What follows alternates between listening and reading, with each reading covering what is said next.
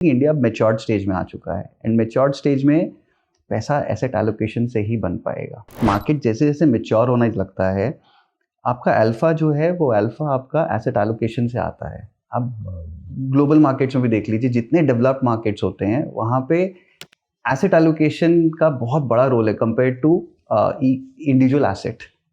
Because individual asset में आपका जो मैच्योर्ड मार्केट में आपको अल्फा जनरेट करना है, इंफॉर्मेशन आर्बिट्राज खत्म हो गई है और आपको अल्फा जनरेट करना है तो वो मुश्किल हो जाता है।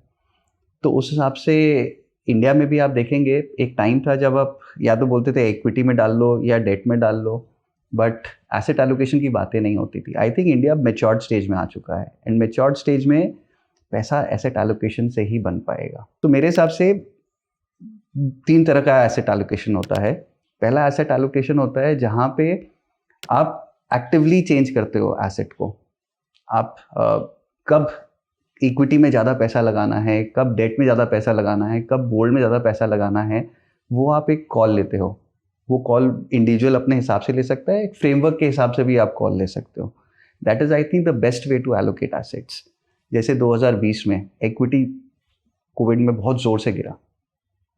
अगर उस समय किसी ने एसेट एलोकेशन के हिसाब से अपने फ्रेमवर्क के हिसाब से डाला होता, बहुत से एसेट एलोकेशन फंड से जिन्होंने किया ऐसा, आपका एक्सपीरियंस इक्विटी में बहुत अच्छा रहता।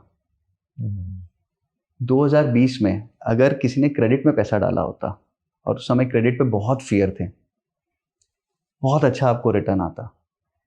और यही अगर 2007-2008 में अगर इक्विटी में पैसा डाला होता, 2004 तक कुछ रिटर्न नहीं आए। सो एसेट एलोकेशन वैल्यूएशन के हिसाब से अगर चेंज होता रहे, कब कितना डेट लेना है, तो I think that is the best way to manage asset. तो सेकेंड इज आप उसको स्टैटिक रखिए।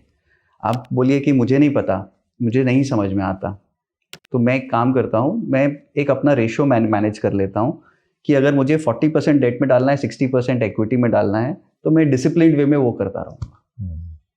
चाहे मार्केट ऊपर हो चाहे नीचे हो, मुझे कोई फ़र्क नहीं पड़ता, मैं 60-40 मेंटेन करूँगा। जब मैं 60-40 मेंटेन करूँगा, इसका मतलब क्या हुआ, अगर इक्विटी ऊपर जा रहा है तो 60 से 70 हो जाएगा, वो 10 में बेच दूंगा और वापस मैं 60 पे आ जाऊँगा। तो बिकॉज मैं 60-40 मेंटेन कर रहा हूँ, अपने आप जब मार्केट्स ऊपर जाते हैं, मेरा अपने आप धीरे धीरे सेलिंग होती रहती है, और जैसे जैसे मार्केट नीचे आते हैं मैं अपने आप धीरे धीरे बाय करता रहता हूँ। तो that is the second way. Third way है जहाँ पे मैं बोलता हूँ, मैं शुरुआत में जो पैसे हैं वो मैं 60-40 या कोई भी एक रेशियो में इन्वेस्ट करूँगा, और उसके बाद मैं देखूंगा नहीं कि उसका फाइनल रेशियो कहाँ पर है। तो मैं 60-40 में जब भी मैं पैसे इन्वेस्ट करूँगा 60-40 में करूँगा। सो ये 3 तरीके हैं मेरे हिसाब से। पहला तरीका सबसे अच्छा है, जहाँ पे आप एक्टिवली रिस्क मैनेज कर रहे हो, उसमें फ्रेमवर्क बहुत ज़रूरी है। बिकॉज आप एक्टिवली मैनेज कर रहे हो, आपके पास एक फ्रेमवर्क होना चाहिए, आप किस बेसिस पे डेट में डाल रहे हो, किस बेसिस में इक्विटी में डाल रहे हो। सेकेंड, मैंने जैसे बताया कि आप पैसिवली मैनेज कर रहे हो, लेकिन फिर भी आपका शेयर जो है, एक्टिव शेयर, वो चेंज हो रहा है। और तीसरा है जहाँ पे आपने शुरुआत में डालते समय ही बोल दिया मेरा हमेशा 60% इक्विटी में जाएगा और 40% डेट में जाएगा। इन तीनों टाइप के प्रोडक्ट्स आज के दिन अवेलेबल है मार्केट में।